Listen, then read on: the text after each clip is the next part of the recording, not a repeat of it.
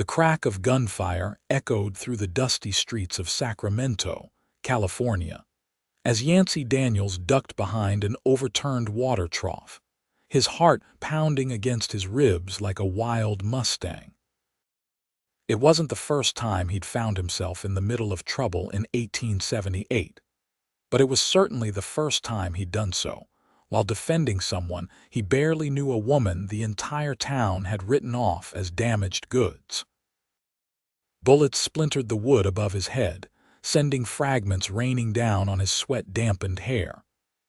Beside him, her breathing shallow and ragged, crouched Olivia Redmond, clutching a small leather-bound book to her chest as if it were her only possession of value. Perhaps it was. "Stay down," Yancy whispered, his voice carrying the gravelly texture of a man who'd spent too many years breathing trail dust. "I didn't ask for your help," Olivia replied, but there was no bite to her words, only resignation, the voice of someone who had long ago stopped expecting kindness from strangers. "Well, madam, you've got it anyway." Yancy checked his Colt revolver, counting 4 bullets remaining. "Though I reckon I should have picked a fight with someone other than the mayor's son on my first week in town." The corner of her mouth twitched, not quite a smile, but the closest thing to it he'd seen on her face since the moment he'd stepped between her and Thaddeus Wilson's drunken advances outside the general store. 3 weeks earlier, Yancy had ridden into Sacramento with little more than his horse, his guns, and enough money to last until he found work. At 32, he'd seen enough of the frontier to know that every town had its secrets, its hierarchies, and its outcasts. Olivia Redmond, he quickly learned, belonged firmly to the last category. "That's crazy Livy," the barkeep at the Silver Dollar Saloon had informed him on his second night in town, when he'd inquired about the slender woman who sat alone at a corner table, nursing a single glass of whiskey for hours. "Best keep your distance. Woman's been touched in the head since her family was killed by Comanche raiders 6 years back. Found her wandering the plains, talking to herself. Hasn't been right since." Yancy had simply nodded, but something about the way the town had collectively decided to shun her rather than help her didn't sit well with him. He'd seen trauma before, had experienced enough of it himself during the war, and recognized the haunted look in her eyes not as madness but as deep, unresolved grief. Now, as another bullet struck the wooden trough, sending splinters flying, Yancy wondered if his impulse to defend her dignity had been worth the trouble it had stirred up. "Wilson's boy won't stop until one of us is bleeding," Yancy muttered. "I count 3 of them. If we make a run for it now, we might reach the sheriff's office before they can reload." Olivia's eyes, a striking shade of amber that seemed at odds with her reputation as a madwoman, assessed him coolly. "Sheriff Burroughs is Thaddeus's uncle. He won't help us. Then we'll make for the livery." "My horse is there. Can you ride?" She nodded once, her tangled brown hair falling across her face. "Better than most men in this town." "On 3 then," Yancy said, peering cautiously around the edge of the trough. 1, 2. Before he could say 3, Olivia was already running, her faded blue dress billowing behind her as she darted between buildings with surprising agility. Yancy cursed under his breath and followed, firing 2 shots over his shoulder to discourage pursuit. They reached the livery stable breathless but unharmed. Yancy's buckskin gelding, Thunder, nickered softly at their approach. Within minutes, they had saddled the horse and were galloping out of town, the angry shouts of Thaddeus Wilson and his friends fading behind them. "Where are we going?" Olivia shouted over the thundering hooves as they rode east, away from Sacramento. "I've got a friend who has a small ranch about 10 miles from here," Yancy replied. "We can lay low there until Wilson cools off." "You're making a mistake," she said, her voice close to his ear as she clung to his waist. "Everyone who helps me ends up regretting it." Yancy didn't respond immediately, focusing instead on guiding Thunder across a shallow creek bed. When they reached the other side, he slowed the horse to a trot and finally said, "I've made plenty of mistakes in my life, Miss Redmond. Helping someone who needed it has never been one of them." He felt her stiffen against his back, then gradually relax. They rode in silence as the late afternoon sun cast long shadows across the rolling landscape, painting the California hills in hues of gold and amber. By the time they reached the modest ranch belonging to Elijah Morgan, an old war buddy of Yancy's, twilight had settled over the land. Elijah, a broad-shouldered man with a graying beard, welcomed them without questions, a courtesy Yancy had always appreciated about his friend. "Spare room's yours for as long as you need it," Elijah told them after they'd explained the situation over a simple supper of beans, cornbread, and coffee. "Though I reckon Sacramento's bound to start talking if you two stay out here too long unchaperoned." "I'm well past worrying about my reputation," Olivia said quietly, her first words since they'd arrived. Elijah studied her for a moment, then nodded. "Fair enough. But Yancy here might have to marry you just to keep the gossips at bay." He winked at his friend, who shot him a warning glance. "I'll sleep in the barn," Yancy said firmly. That night, lying on a bedroll in Elijah's hay loft, Yancy stared at the rough-hewn rafters and wondered what had possessed him to risk his new life in Sacramento for a woman everyone had written off as beyond saving. It wasn't just chivalry. He'd passed by plenty of injustices in his time without intervening. There was something about Olivia Redmond that called to him, something beyond the obvious tragedy that had shaped her life. Perhaps it was because he recognized in her the same carefully constructed walls he'd built around himself after the war, when he'd returned to Tennessee to find his family farm seized for taxes, his parents dead from fever, and nothing left to anchor him to the life he'd once known. He'd spent the years since drifting westward, working as a ranch hand, occasionally as a deputy when towns needed extra guns, but never staying long enough to put down roots. Sleep came fitfully, punctuated by dreams of gunfire and the memory of Olivia's amber eyes, filled with a mixture of defiance and resignation. Morning brought the sound of hoofbeats approaching the ranch. Yancy was on his feet instantly, gun in hand, peering through a crack in the barn wall. Relief washed over him when he recognized the rider as Matthew Jenkins, the young assistant at the telegraph office in Sacramento. "Message for Elijah Morgan," the boy announced, dismounting with the energetic bounce of youth. Yancy holstered his weapon and stepped out of the barn, approaching the boy with a casual nod. "I'll take it to him, Matthew." The boy's eyes widened in recognition. "Mr. Daniels, whole town's talking about how you ran off with with Miss Redmond." He flushed, catching himself. "Mr. Wilson's offering $20 to anyone who can tell him where you've gone." "Is that right?" Yancy kept his tone neutral. "What else are they saying in town?" Matthew shifted uncomfortably. "Well, sir, most folks are saying you must be touched yourself to get mixed up with her. But my ma, she says maybe Miss Redmond just needed someone to see her as a person again." He thrust the telegram forward. "Anyway, this came for Mr. Morgan. Said it was important." Yancy took the envelope, pressed a coin into the boy's hand, and watched him ride away before heading to the house. He found Elijah and Olivia sitting on the porch, an unusual sight given Olivia's tendency to avoid company. She was wrapped in a borrowed shawl despite the mild morning air, her hair now neatly braided and hanging over one shoulder. The transformation was subtle but striking without the wild tangles framing her face. Her features appeared softer, younger.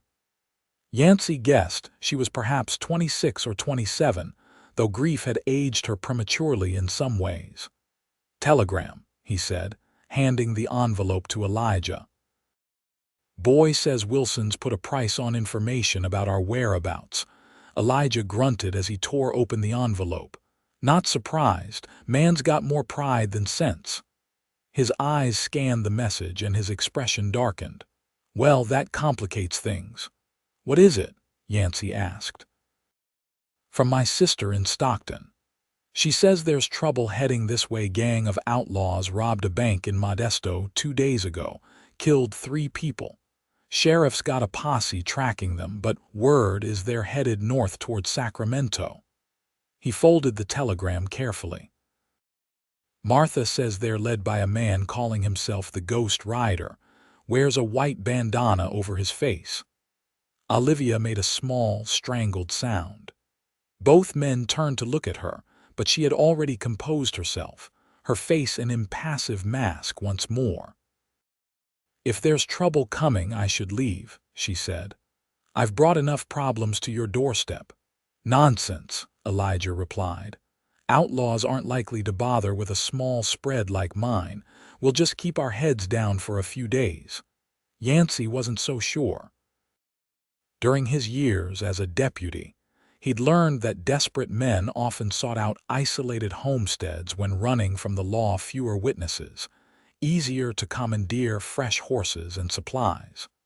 But he kept these thoughts to himself, not wanting to alarm Olivia further. "I could use some help mending the north fence line," Elijah said, changing the subject. "It'll keep us occupied and out of sight from the main road." The day passed in a rhythm of physical labor that Yancy found comforting. Olivia insisted on helping as well, proving herself surprisingly capable with a hammer and nails. By late afternoon, they had repaired nearly 50 yards of fence, working mostly in companionable silence. "You're good with your hands," Yancy observed during a water break. "Not many ladies I know could drive a nail straight." A ghost of a smile touched Olivia's lips. "My father was a carpenter before he tried his hand at ranching. He taught me everything he knew." The smile faded as quickly as it had appeared. "Said a woman should know how to build things just as well as a man. Mama thought he was filling my head with inappropriate notions." It was the most she'd spoken about her past since they'd met. Yancy leaned against a fence post, not wanting to press but curious nonetheless. "Sounds like a forward-thinking man." He was. She pulled her work gloves tighter. They both were in their way. They wanted to build something out here, something that would last. Her voice took on a distant quality. "We had a small ranch northeast of here near the foothills. Just getting established when the raiders came." Yancy remained silent, giving her space to continue or retreat as she chose. "I was collecting berries," she said after a moment, her eyes fixed on some point in the distance. "When I heard the screams, by the time I got back." She swallowed hard. "There was nothing I could do, nothing left but smoke and blood." "I'm sorry," Yancy said softly. It seemed woefully inadequate. Olivia turned to look at him directly, her amber eyes piercing. "Do you want to know why they call me crazy, Mr. Daniels?" He met her gaze steadily. "Only if you want to tell me. They found me 3 days later still sitting outside what was left of our cabin. I'd been talking to them, my parents, my little brother, as if they were still there." Her voice was clinical, detached. "I still do sometimes. Talk to them, I mean, when I'm alone." "It helps." Yancy nodded slowly. "My mother used to say that those we've loved never truly leave us. Perhaps she was right in ways she didn't even understand." Olivia studied him for a long moment, as if trying to determine whether he was mocking her. Apparently satisfied with what she saw, she nodded once and returned to her work, hammering with renewed vigor. That evening, as they sat around Elijah's kitchen table eating a hearty stew, Yancy noticed that Olivia seemed more present, more engaged. She even smiled once when Elijah recounted a story about Yancy's first disastrous attempt at breaking a particularly stubborn Mustang years earlier. "Never seen a man fly so high or land so hard," Elijah chuckled. "Thought for sure he'd broken every bone in his body, but he just stood up, dusted himself off, and said, 'I think he's warming up to me.'" "The horse's name was Diablo," Yancy explained to Olivia. "Should have been my first clue. Did you ever tame him?" she asked. "Eventually. Took nearly 3 weeks of getting thrown on my backside every morning, but we came to an understanding." Yancy smiled at the memory. "Sometimes the things most worth having are the ones you have to work hardest for." A comfortable silence fell over the table, broken only by the sound of spoons against bowls and the occasional pop from the fireplace. Later, as Yancy prepared to return to his makeshift bed in the barn, Olivia stopped him at the door. "Thank you," she said simply, "for seeing me." The words carried a weight beyond their simplicity, a recognition that he had looked past the labels the town had placed on her and seen the woman beneath. "Good night, Miss Redmond," he replied with a slight tip of his hat. The following day brought clouds and the promise of rain, a rare enough occurrence in the Sacramento Valley to be noteworthy. Elijah spent the morning checking his water barrels and making sure the roof was sound, while Yancy took it upon himself to inspect and clean the available firearms, a precaution that felt increasingly necessary given the news about the Ghost Riders gang. Olivia had disappeared shortly after breakfast, causing a moment of concern until Elijah mentioned seeing her walking toward the small grove of oak trees that bordered his property to the east. "Said something about gathering herbs," he explained. "Seems to know her plants." Yancy nodded, though he couldn't help but feel uneasy. "I'll go check on her in a bit." By midday, the clouds had darkened considerably, and a steady rain began to fall. When Olivia still hadn't returned, Yancy donned his duster and set out toward the oak grove, worry gnawing at him despite his attempts to remain calm. He found her kneeling beside a fallen log, methodically harvesting mushrooms that had sprouted from the decaying wood. She was soaked to the skin, her hair plastered to her face and neck, but she seemed oblivious to the rain. "Miss Redmond," he called, approaching slowly to avoid startling her. "Storm's picking up. We should head back." She looked up, blinking raindrops from her eyelashes. "They're chanterelles," she said, holding up a golden-hued mushroom. "Delicious in stew. My mother taught me how to find them." There was a childlike quality to her voice that Yancy hadn't heard before. "That's mighty fine," he said gently, "but you're going to catch your death out here. Let's get you dry and warm." Something in his tone seemed to snap her back to the present. She looked down at her sodden dress as if seeing it for the first time, then nodded and began gathering her harvested mushrooms into a makeshift pouch formed from her apron. Thunder rumbled overhead as they made their way back to the ranch house, the rain now coming down in sheets. By the time they reached the porch, they were both thoroughly drenched. Elijah met them at the door with dry towels. "Was beginning to wonder if I'd need to send out a search party," he said, his tone light but his eyes concerned as they took in Olivia's bedraggled state. "Miss Redmond, why don't you change into something dry? I put some of my late wife's clothes in your room. They might be a bit large, but they're clean and warm." Olivia nodded gratefully and disappeared into the house, leaving the two men on the porch. "She was gathering mushrooms," Yancy explained, running a towel over his hair. "Seemed elsewhere for a moment, like she'd stepped back in time." Elijah sighed heavily. "Grief does strange things to a person's mind, especially when there's no one around to help shoulder the burden. Town's been cruel to her, calling her crazy rather than seeing a wounded soul." "She deserves better," Yancy said simply.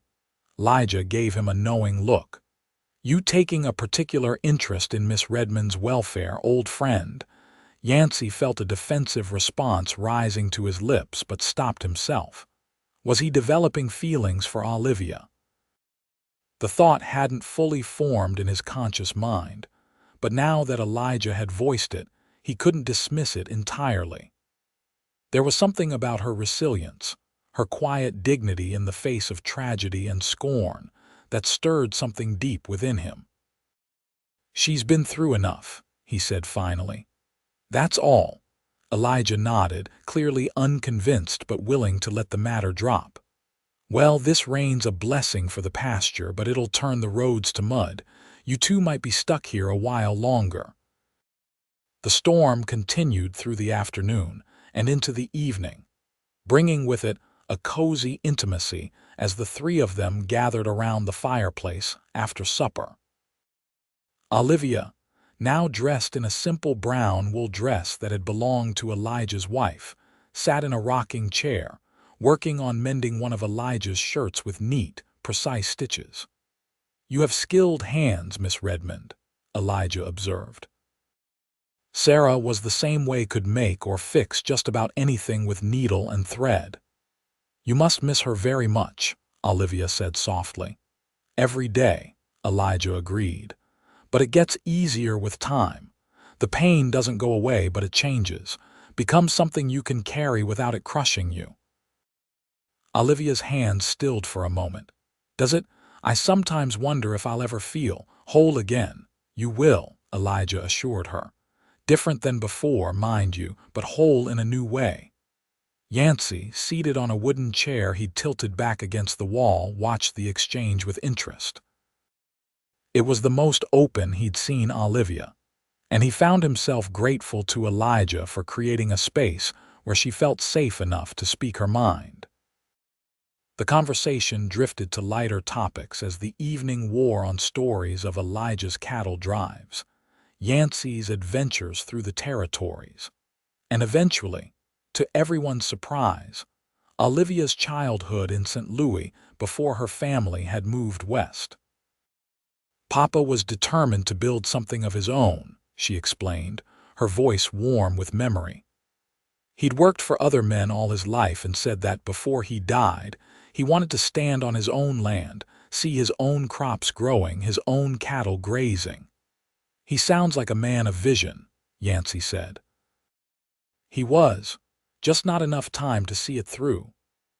A shadow passed over her face, but it didn't consume her as completely as similar moments had before. Progress, Yancy thought. The storm intensified as night deepened, wind howling around the eaves of the house and rain pounding against the windows. They were about to retire for the night when a loud crash from the barn startled them all to attention. "Probably just a loose board," Elijah said, but he reached for the shotgun that hung above the fireplace nonetheless. Yancy was already on his feet, revolver in hand. "I'll check it out." "Not alone," Elijah insisted, moving to follow. "Someone should stay with Miss Redmond," Yancy argued. "I can handle a gun," Olivia interjected, rising from her chair. When both men looked at her in surprise, she added, "Papa made sure of it." Said a woman alone on the frontier needed to be able to defend herself. Elijah hesitated, then handed her a small derringer from a drawer in the sideboard. "Stay here. Bolt the door behind us. If anyone tries to come in that isn't us, aim for the center of their chest and don't hesitate." She nodded grimly, accepting the weapon with steady hands. Yancy and Elijah stepped out into the storm, immediately assaulted by driving rain and wind that threatened to tear their hats from their heads. They moved cautiously toward the barn, lantern light casting eerie, shifting shadows across the muddy yard. The barn door stood partially open, swinging in the wind, the likely source of the crash they'd heard. Yancy signaled for Elijah to circle around to the back entrance while he approached from the front. Inside, the barn was dark save for the faint glow of their lanterns. Yancy moved cautiously among the stalls, aware of the horses' nervous nickering. Thunder recognized him and calmed slightly as he passed, but the animal's ears remained pricked forward, alert to some unseen presence. "Whoever's in here," Yancy called out, "show yourself now. We're armed." A rustling sound from the hayloft above drew his attention.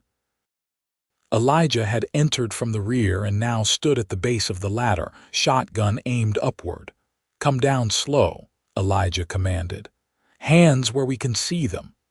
There was a moment of tense silence, then the sound of movement. A figure appeared at the edge of the loft, a man, soaked through, holding his hands up in clear view. "Don't shoot," the stranger said, his voice strained. "I'm unarmed." "Come down," Yancy repeated. "Nice and easy." The man descended the ladder awkwardly, favoring his right leg. When he reached the ground and turned to face them in the lantern light, Yancy saw that he was young, perhaps 25, with a gaunt face and desperate eyes. His right pant leg was dark with what appeared to be blood. "What's your business here?" Elijah demanded, keeping the shotgun leveled at the stranger's chest. "Just seeking shelter from the storm," the man replied. "I'm hurt. Took a fall from my horse in the dark. He bolted and I've been on foot since yesterday." He swayed slightly. "I didn't mean to trespass." "I can move on if you, in this weather, with that leg," Elijah scoffed. "You wouldn't make it a mile." Yancy studied the young man carefully. His clothes were of good quality beneath the mud and rain, and despite his current state, he had the bearing of someone who had known better circumstances. Something about him triggered Yancy's instincts honed by years of separating honest men from those with something to hide. "What's your name?" Yancy asked. Oliver Preston," the man replied after the briefest hesitation. "Where you headed, Mr. Preston?" "North. I have family in Oregon." Yancy exchanged a glance with Elijah, who gave a subtle nod. "Let's get you to the house and have a look at that leg," Yancy said, not holstering his revolver but lowering it slightly. "But I should warn you, any funny business, and you'll find out just how unwelcoming we can be." The young man nodded gratefully. "I understand, thank you." They helped Preston limp to the house, Yancy maintaining a careful distance, his suspicions not entirely allayed. When they reached the porch, Elijah knocked a specific pattern on the door, 3 rapid taps followed by 2 slower ones, a signal that had been arranged with Olivia.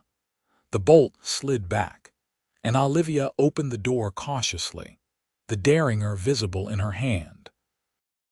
Her eyes widened at the sight of the injured stranger, but she stepped aside to let them enter.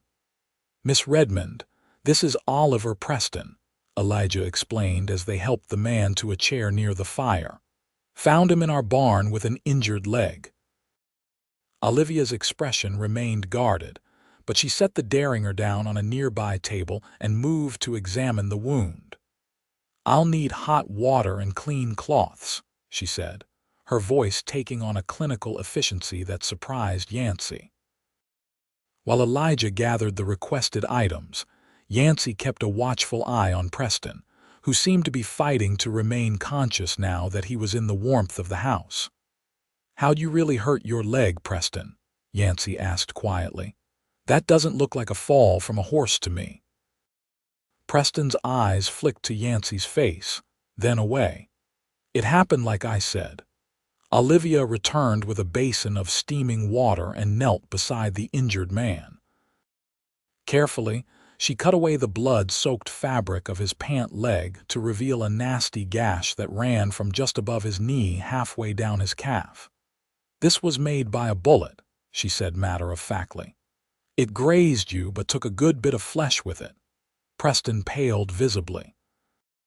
I didn't want to worry you folks. There are bandits in these parts.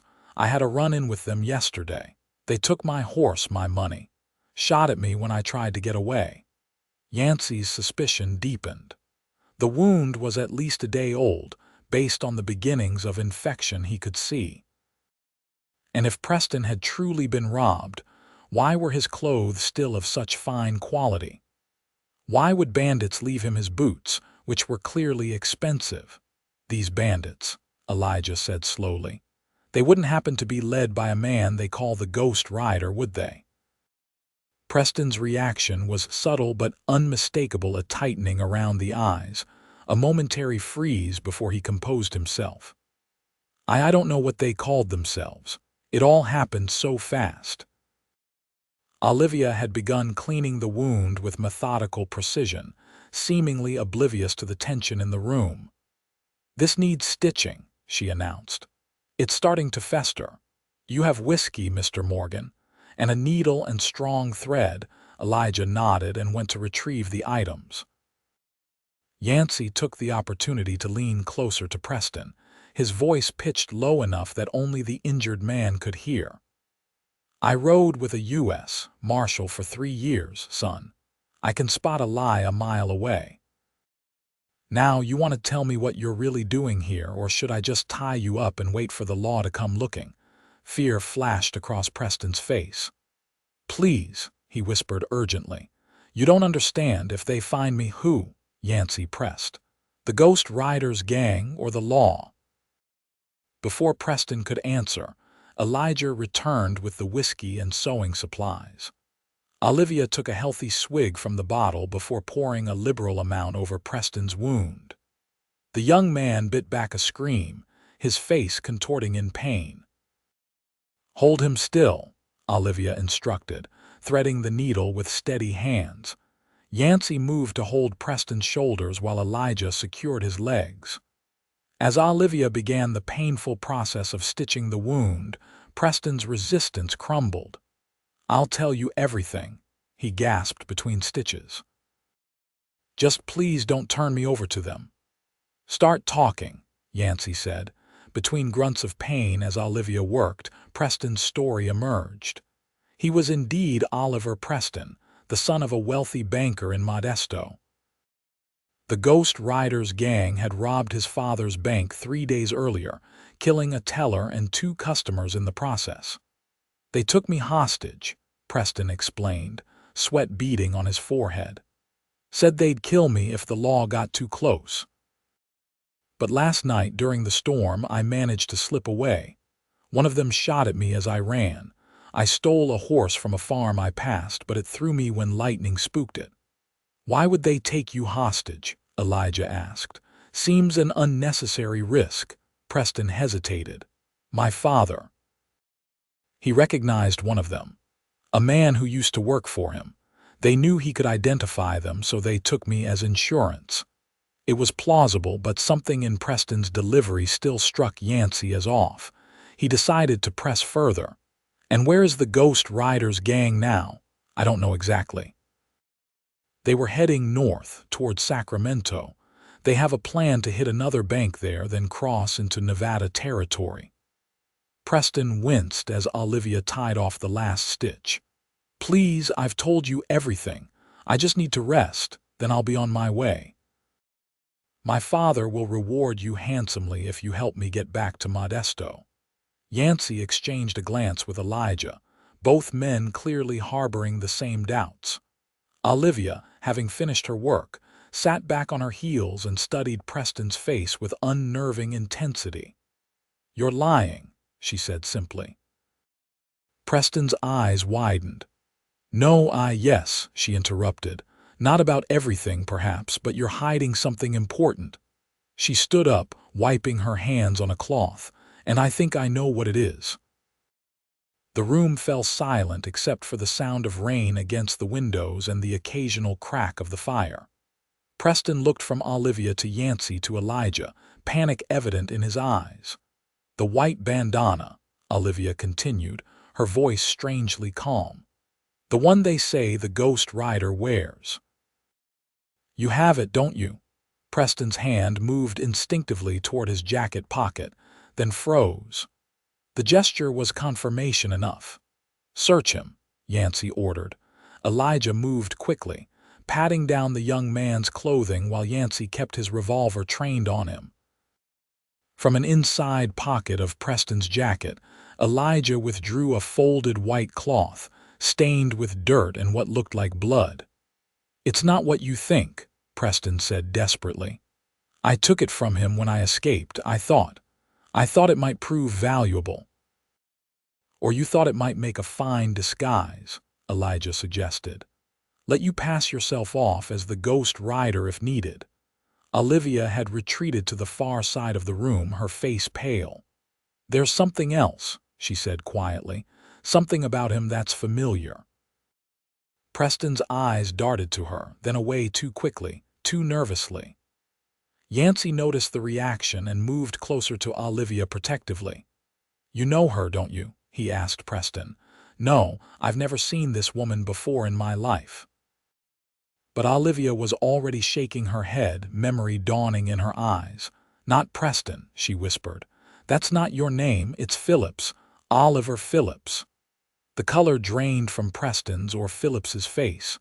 You were there, Olivia continued, her voice growing stronger. 6 years ago. You were with them, the raiders who killed my family. The accusation hung in the air like gunsmoke. Yancy looked between them, seeing the truth written plainly on Phillips's face: guilt, recognition, fear. It wasn't supposed to happen like that, Phillips said finally, his voice barely audible. We were just looking for supplies, horses, but Hanky got crazy when your father tried to fight back. Olivia stood perfectly still, as if carved from stone. You watched them die. You watched and did nothing. I was 17, Phillips protested. What could I have done? Hank would have killed me too. And now you're riding with the ghost rider, Elijah concluded. Still falling in with bad company, it seems. Phillips sagged in his chair, the fight leaving him. He's my brother-in-law now, married my sister 2 years ago. I didn't want any part of it, but he said he'd hurt Ella if I didn't help them. He looked up at Olivia, his eyes pleading. I never wanted anyone to get hurt, not your family then, not the people at the bank now. Where is the gang planning to strike in Sacramento? Yancy demanded, his patience wearing thin. The Wells Fargo office on K Street, Phillips replied. Tomorrow at noon when the gold shipment arrives from the mines. Elijah moved to the window, peering out at the storm-darkened night. We need to get word to the sheriff in Sacramento. Storm or no storm. They'll kill Ella if they find out I warned you, Phillips said desperately. Your sister will have to take her chances, Yancy replied coldly. Just like you made Olivia take hers when you rode away from her family's burning ranch. The words hung heavily in the room. Olivia, who had been standing motionless, suddenly moved toward the door. I need air, she said, her voice tight. Olivia, Yancy began, concerned about her going out in the storm. Let her go, Elijah advised quietly. She needs a moment to herself. Yancy hesitated, then nodded, turning his attention back to Phillips. We'll tie him up for now. In the morning, I'll ride to Sacramento and warn the sheriff. As they secured Phillips to a sturdy chair, Yancy couldn't help but worry about Olivia. The shock of coming face to face with someone connected to her family's killers, the memories it must have stirred, it was a heavy burden for anyone to bear, let alone someone who had already endured so much. After ensuring that Phillips was securely bound, Yancy grabbed his duster and hat. I'm going to check on her, he told Elijah. Keep an eye on our guest. Outside, the rain had slackened somewhat, though the wind still gusted strongly. Yancy found Olivia not on the porch as he'd expected, but standing in the yard, her face tilted up to the dark sky, rain washing over her features like tears. Miss Redmond, he called softly, approaching her. You shouldn't be out here. She didn't turn to look at him. All these years, she said, her voice barely audible above the storm, I've wondered what kind of men could do such a thing. Could murder a family just trying to build a life. She lowered her gaze to meet his. And now I know. They were just men, ordinary men who made evil choices. Yancy moved to stand beside her, rain soaking through his duster. Not all men are like Phillips and his friends. No, she agreed. Some are like you and Mr. Morgan. The simple statement warmed something in Yancy's chest despite the cold rain. "You should come inside," he said gently. "You'll catch your death out here." A ghost of a smile touched her lips. "That's twice today you've said that to me, and I meant it both times." She studied his face for a long moment, then nodded and allowed him to guide her back toward the house. Just before they reached the porch, she stopped and turned to him. "When I first saw him," she said, "I wanted to kill him. I wanted to take that Derringer and put a bullet through his heart." Yancy waited, sensing there was more. "But then I realized something," she continued. "If I did that, I'd be letting them win. I'd be letting them turn me into someone like them." She took a deep breath. "I don't want that to be my legacy: hatred and revenge. My parents deserved better."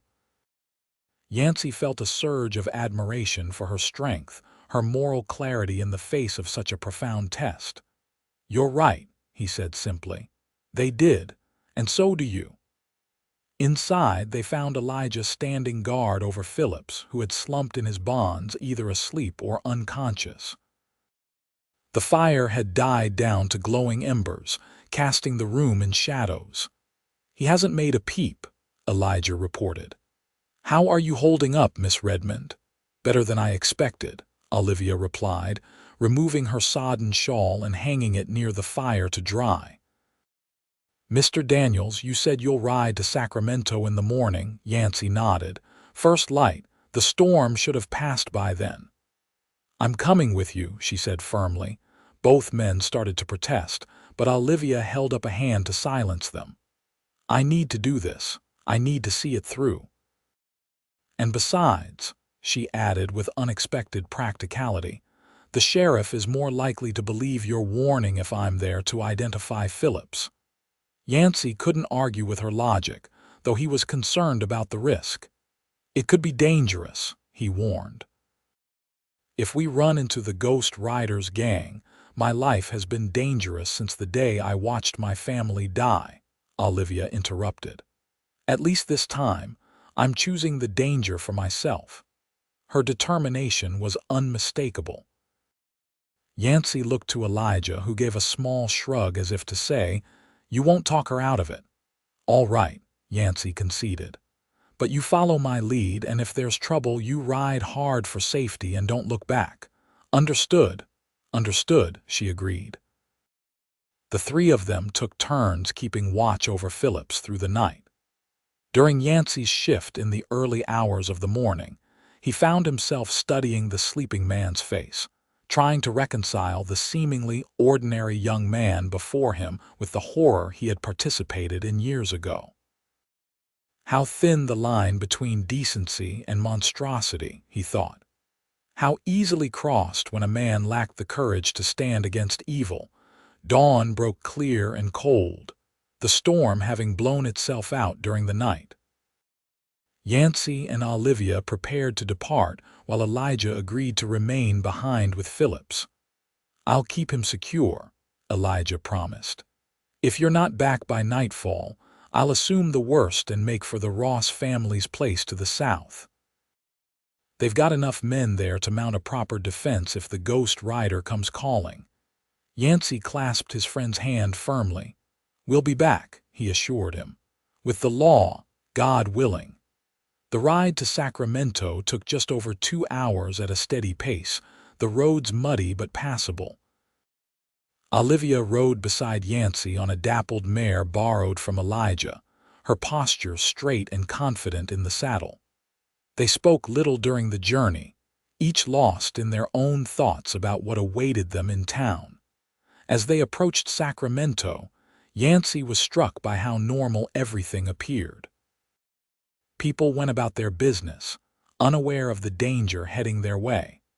The Wells Fargo office on K Street was open for business, a few customers visible through its large front windows. "We need to find Sheriff Burroughs," Yancy said as they dismounted in front of the jailhouse. "Remember, let me do the talking at first." Olivia nodded, smoothing her skirts nervously. "Do you think he'll believe us? We have Phillips's confession and your identification. It should be enough." Inside, they found not Sheriff Burroughs but his deputy, a young man named Cooper whom Yancy had met briefly during his first week in town. "Mr. Daniels," Cooper greeted him with surprise. "Folks have been wondering where you disappeared to." His eyes slid to Olivia, and a slight frown creased his brow. "Miss Redmond." "Deputy Cooper," Yancy said formally. "We need to speak with Sheriff Burroughs immediately. It's a matter of utmost urgency." Cooper's expression turned apologetic. "Sheriff rode out yesterday with a posse. Bank robbery down in Modesto. He's not expected back until tomorrow at the earliest." Yancy felt a cold weight settle in his stomach. "The Ghost Rider gang." Cooper looked surprised. "That's right. How did you? They're planning to hit the Wells Fargo office here," Yancy interrupted. "Today at noon, when the gold shipment arrives." The deputy's eyes widened. "How do you know this?" "We captured one of them," Olivia spoke up. "Oliver Phillips. He was injured and seeking shelter at Mr. Morgan's ranch." Cooper's gaze flicked between them, skepticism evident. "Miss Redmond, with all due respect, she's telling the truth," Yancy cut in firmly. "Phillips confessed everything. He's tied up at Elijah Morgan's ranch right now, but there's no time to verify that. The Ghost Rider and his men could be approaching town as we speak." Cooper hesitated, clearly torn between disbelief and the urgency in Yancy's voice. "Even if what you're saying is true, what am I supposed to do? Sheriff took most of our deputies with him." "How many men can you gather?" Yancy asked. "Reliable men who can handle themselves in a fight." Cooper considered the question. "Maybe 5 or 6, including myself." "That might be enough if we plan it right," Yancy said. "We need to set up positions around the Wells Fargo office, out of sight but with clear lines of fire. And we need to warn the manager to delay the gold shipment if possible." The deputy still seemed uncertain. "This is a lot to take on faith, Mr. Daniels, especially coming from." He glanced at Olivia again, leaving the implication hanging. Anger flashed through Yancy, but before he could respond, Olivia stepped forward, her voice steady and clear. "Deputy Cooper, 6 years ago, Oliver Phillips was part of a group that murdered my family. I recognized him, and he confessed to being involved in the bank robbery in Modesto and the planned robbery here. You can choose not to believe me because of the rumors about my mental state, but if you do, the blood of anyone killed today will be on your hands as much as the Ghost Riders." Her words hung in the air between them. Cooper stared at her, clearly taken aback by her directness and clarity. "All right," he said finally. "I'll gather the men I can trust. Mr. Daniels, given your experience, I'd be grateful for your help in planning this." Yancy nodded, relieved. "We should move quickly. It's already past 10. The next hour passed in a blur of activity as they gathered a small force of volunteers. Cooper and another deputy, the blacksmith and his son, a retired Army sergeant who ran the livery, and the owner of the Silver Dollar Saloon, who proved to have an impressive arsenal of weapons at his disposal. Yancy outlined a simple but effective plan. 3 men would position themselves inside the Wells Fargo office, posing as customers. The others would be stationed at strategic points outside with clear views of all approaches. The gold shipment would continue as scheduled. It was too late to stop it, but would be used as bait to draw the gang into their trap. "Remember," Yancy told the assembled men, "these outlaws won't hesitate to kill. They've already murdered 5 people that we know of. Shoot to stop them, not to wound." As noon approached, tension mounted.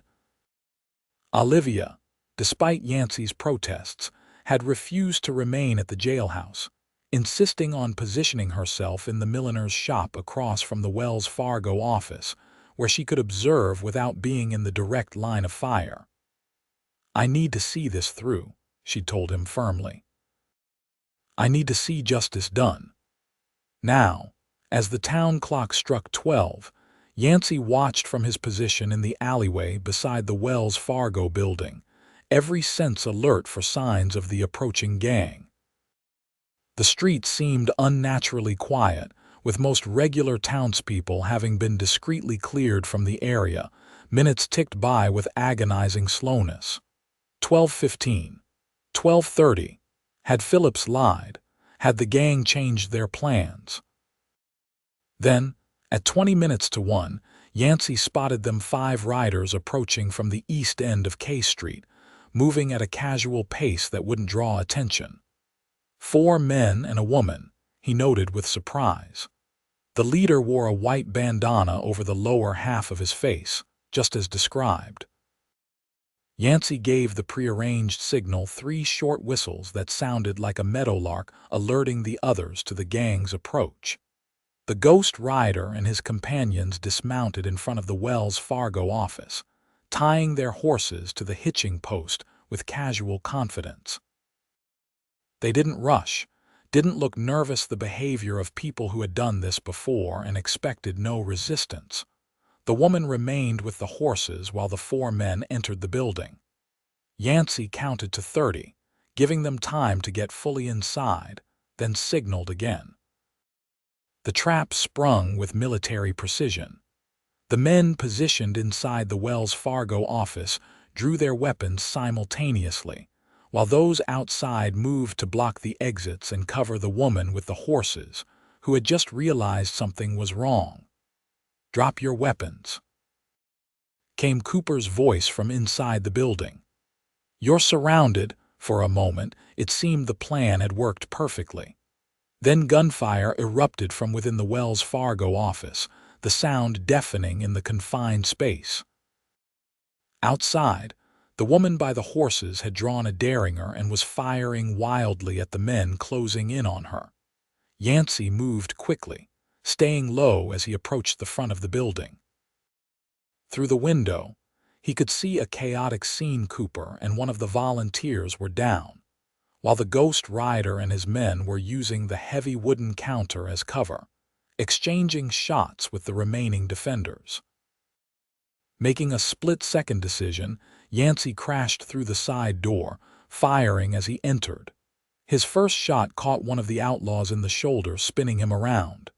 His second struck the ghost rider's hand, causing him to drop his weapon with a howl of pain. "It's over," Yancy shouted above the gunfire. "Surrender now." For an answer, one of the remaining outlaws swung his gun toward Yancy. Before he could fire, a shot rang out from behind Yancy and the outlaw collapsed with a bullet in his chest.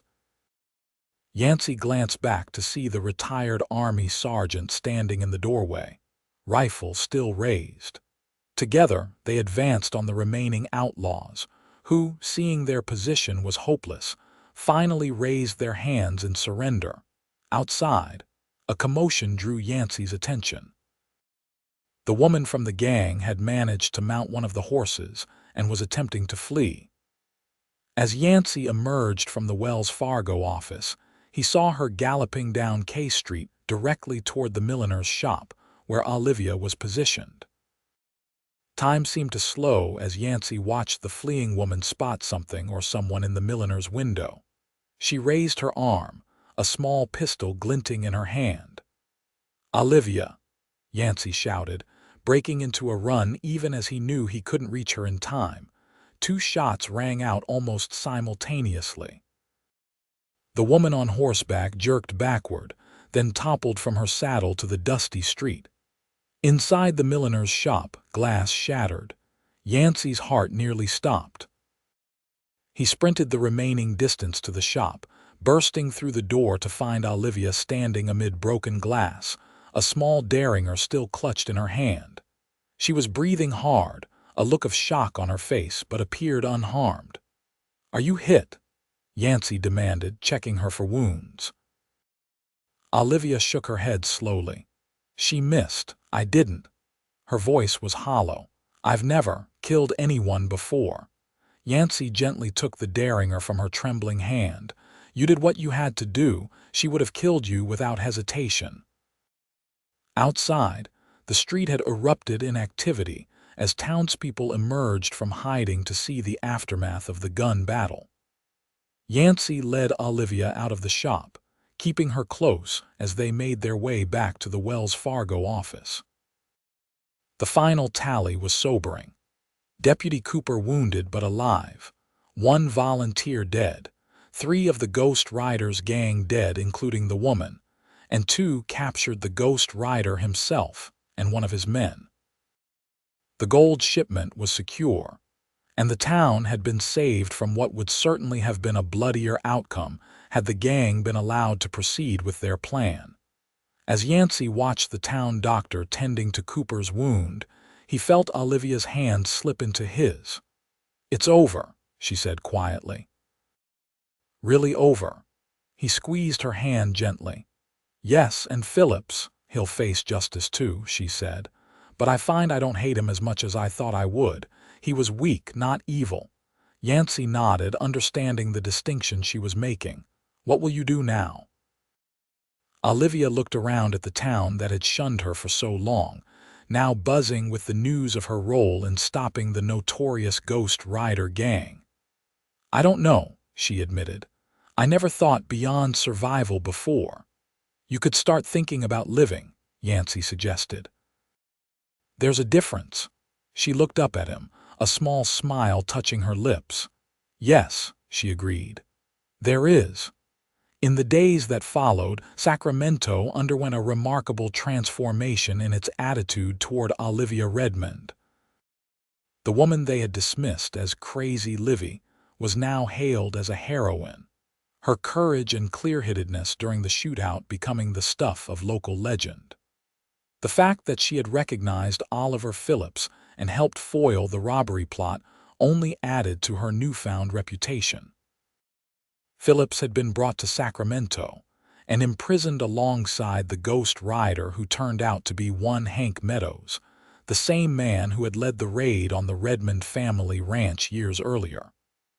Meadows' wife, Ella Phillips's sister, had been the woman Olivia shot in the street.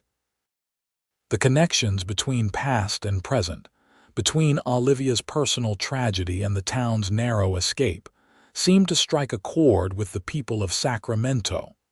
For Yancy, the aftermath brought both clarity and complication. His growing feelings for Olivia were undeniable, but he was hesitant to speak of them, uncertain whether she was ready for such declarations given all she had been through. Instead, he focused on practical matters, helping her reclaim her small rented room in town and defending her against the few remaining skeptics who still viewed her with suspicion. Elijah, who had ridden into Sacramento the day after the shootout, observed their interactions with knowing eyes. "You're a fool if you let her slip away," he told Yancy bluntly as they shared a drink at the Silver Dollar Saloon a week after the events at the Wells Fargo office. "She looks at you the way Sarah used to look at me." Yancy stared into his whiskey. "She's been through hell, Elijah.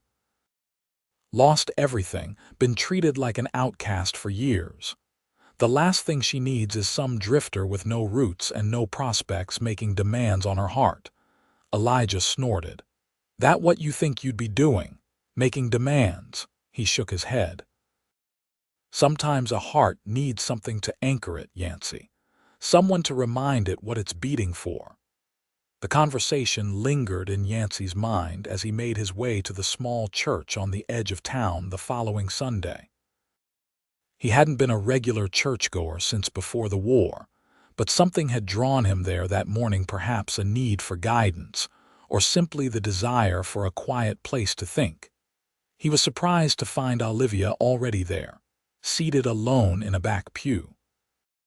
She wore a simple blue dress that he hadn't seen before, a gift, he later learned, from the milliner's wife in gratitude for her bravery. With her hair neatly arranged and her face peaceful, she looked younger than he had ever seen her, the weight of her past seeming to rest more lightly on her shoulders. He slipped into the pew beside her, and she acknowledged him with a small smile but no words, both of them falling into a comfortable silence as the service began. Afterward, as the congregation filed out into the bright midday sunshine, Olivia touched his arm to hold him back. "Walk with me," she asked. They strolled away from the church, following a path that led toward the river. It was a beautiful day, the kind that made the Sacramento Valley feel like the paradise early settlers had proclaimed it to be.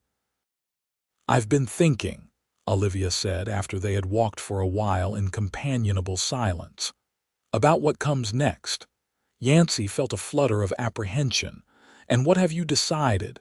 She stopped walking and turned to face him directly. "That I'm tired of being defined by my tragedy. Tired of being poor Livy or crazy Livy or even brave Livy who helped stop the ghost rider. I want to be just Olivia again. A woman with a future, not just a past."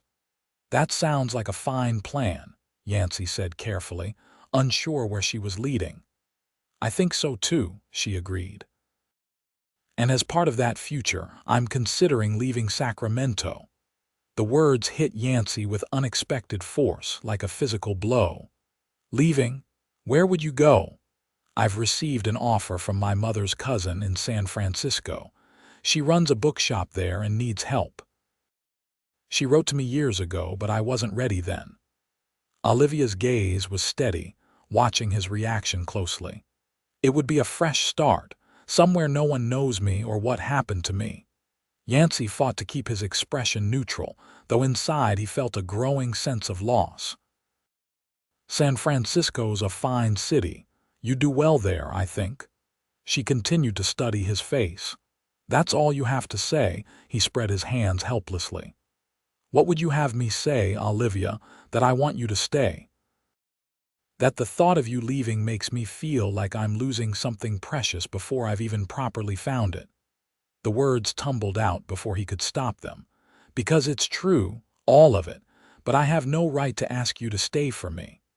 A slow smile spread across her face. "And if I wanted you to ask?" Yancy stared at her, hope and uncertainty warring within him. "Do you?" Instead of answering directly, Olivia reached for his hand, her fingers warm against his. "When I was at my lowest point, when the memories threatened to swallow me whole, I would talk to my parents as if they were still with me. It kept me connected to who I was, who they raised me to be."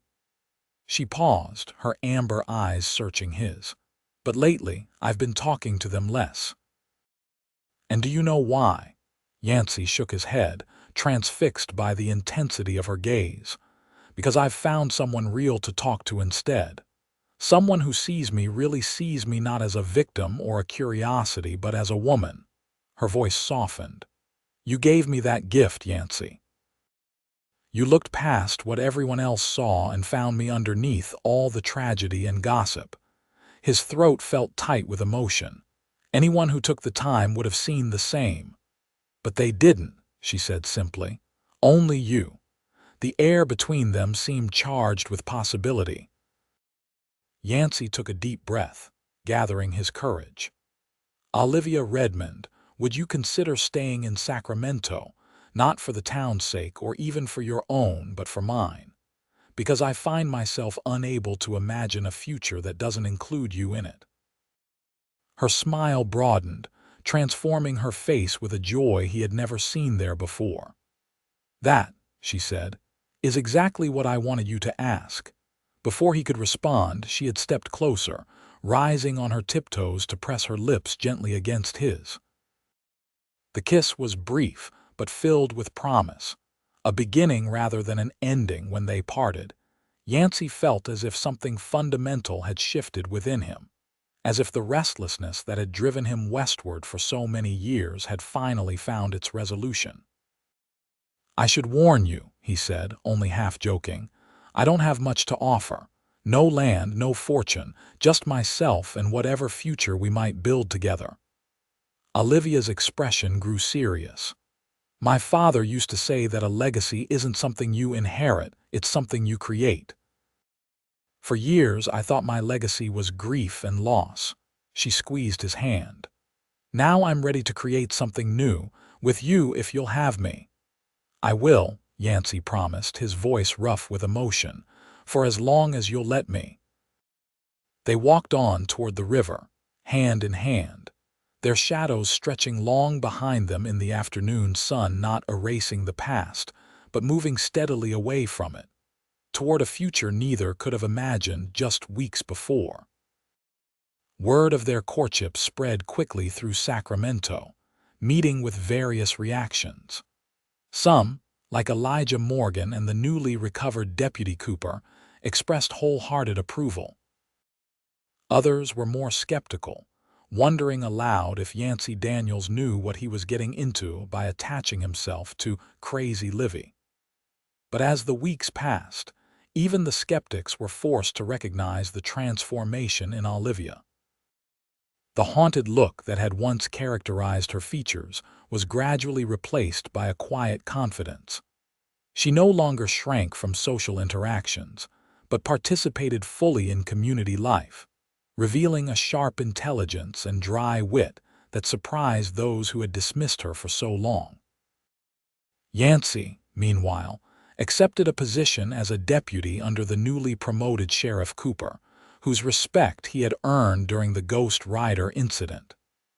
The job provided stability and purpose, allowing him to put down roots for the first time since the war. By the time autumn painted the valley in russet and gold, Yancy had saved enough to put a down payment on a small property at the edge of town, 2 acres with a modest cabin that needed work but had good bones, as Elijah observed approvingly. "It's not much," Yancy told Olivia as he showed her the property for the first time, watching her face anxiously for her reaction. "But it could be a home, our home if you're willing."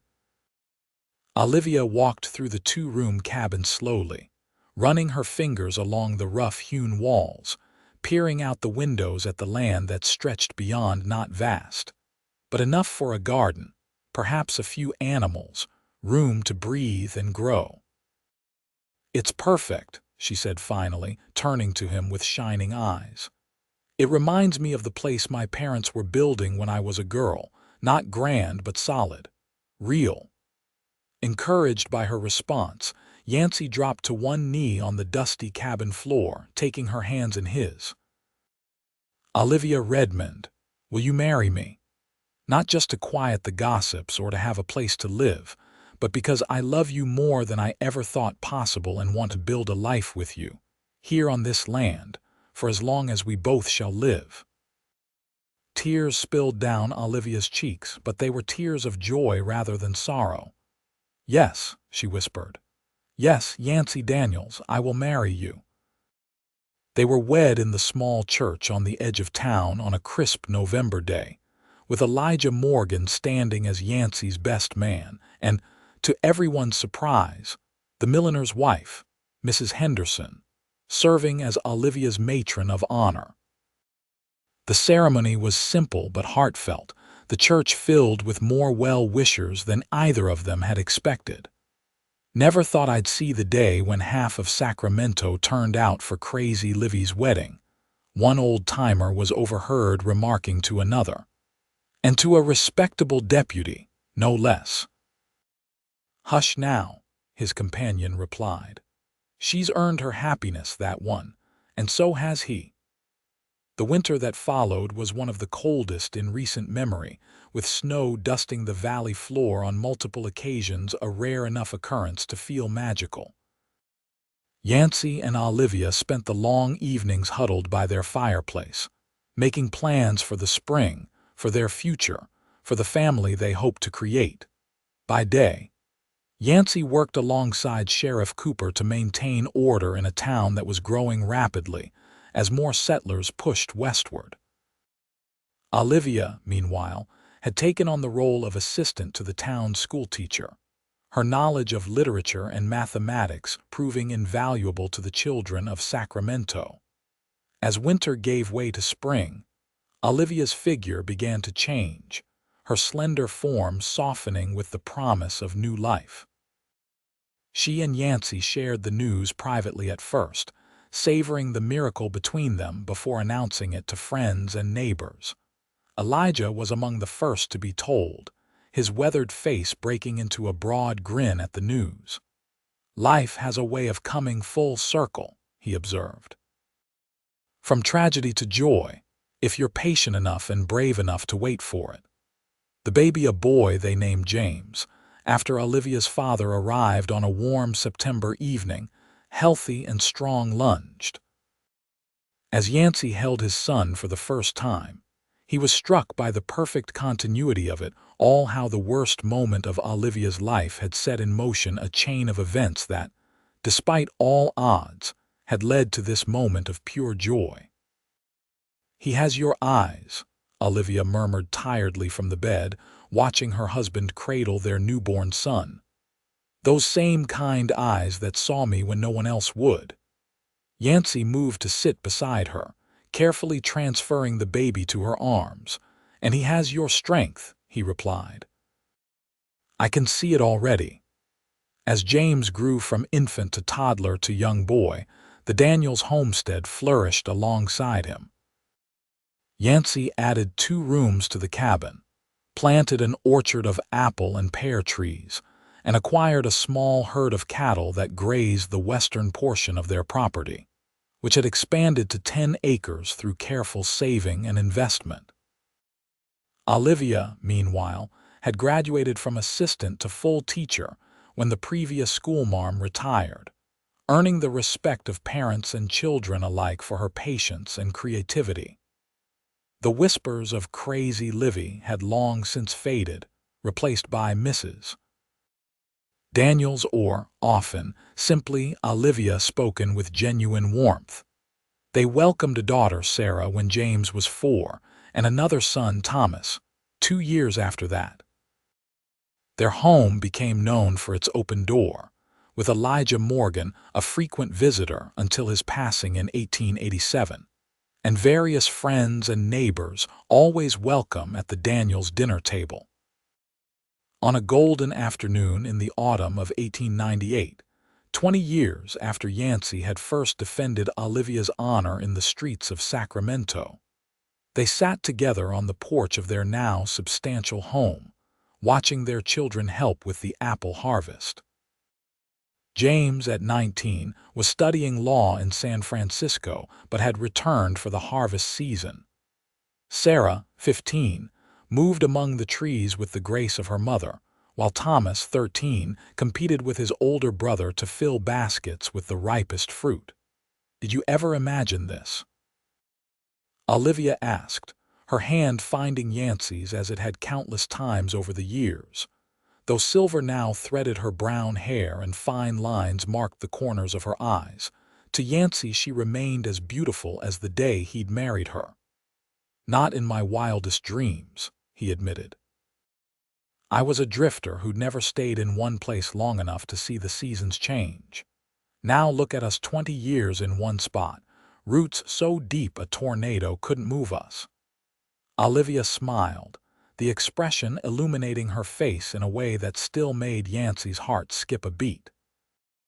"Do you remember what I said when you proposed, about my father's belief that a legacy isn't something you inherit, it's something you create?" Yancy nodded. "I think of that often." She gestured toward their children, their home, the life they had built together. "This is our legacy, Yancy. Not the tragedy that brought us together, but what we chose to build in its aftermath." He raised her hand to his lips, pressing a kiss to her knuckles with the same reverence he had shown on their wedding day. "You're right, as always. And it's a finer legacy than any fortune or famous name could provide." As the sun dipped lower on the horizon, painting their world in shades of amber and gold, Yancy reflected on the strange and winding path that had led him to this moment. How a split-second decision to defend a woman everyone pitied had changed the course of his life forever. How love had grown not from grand passion or fairy tale romance, but from respect, compassion, and the simple act of seeing another person clearly. "I love you, Olivia Daniels," he said, the words as true now as they had been the first time he'd spoken them. She leaned her head against his shoulder, the familiar weight of it one of his life's greatest comforts. "And I love you, Yancy Daniels. Thank you for choosing me when no one else would." "Best choice I ever made," he replied, watching as their children laughed together among the apple trees, their voices carrying clearly in the evening air. "The only choice that ever really mattered." Together, they sat in contented silence as day faded into dusk, secure in the knowledge that the legacy they had created, one built on love, resilience, and the courage to begin again, would endure long after they were gone, a testament to the healing power of being truly seen and genuinely loved.